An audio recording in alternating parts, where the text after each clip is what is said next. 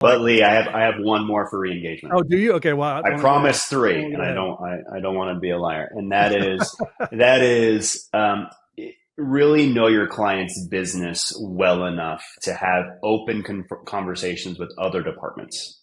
Yes. And this leads to a natural upsell scenario for you as an agency or you as a business Yeah. and the end client. So I have been in so many conversations where, we're in the marketing world and we don't get to talk to IT. We don't really get to talk to, other product departments, those Hmm. types of things. Push for those meetings. I will bet that 80% of the time you'll get a meeting, right? Yeah. One of our process in the onboarding, one of the steps in the onboarding process is we have their sales team pitch us the sales pitch because then we get to understand. But then now we have some contacts to the sales team. That's huge. Wow. And Yeah. we also have, hey, we're going to be putting some pixels on your site. Let me talk to the IT team. Let me talk to the dev team.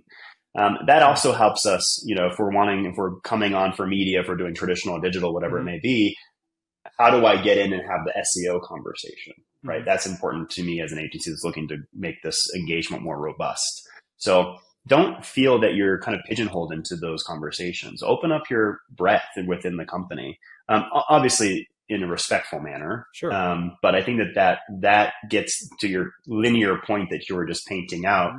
on that life cycle of a client or that LTV, that middle bit, there's a lot of opportunity there to have really interesting conversations and engagements with your client, even outside of the scope that you're currently signed for. Yeah. That's sort of like this expanding mentality, taken to a different level.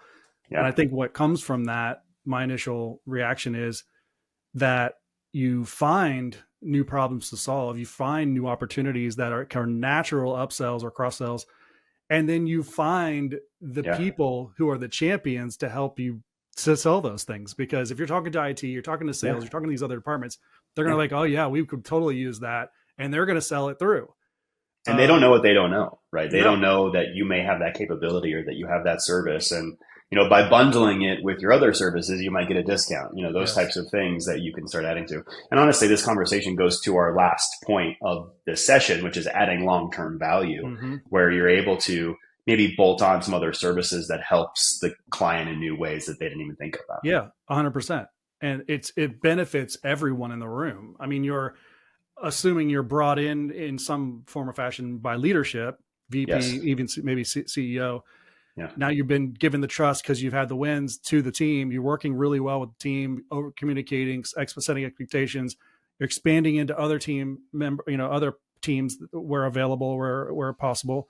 Yes. Um, you're really becoming a strategic partner. This is what we try to do. I mean, I know a lot of people throw that Yeah. term around and they don't fulfill it, but that's what it really looks like.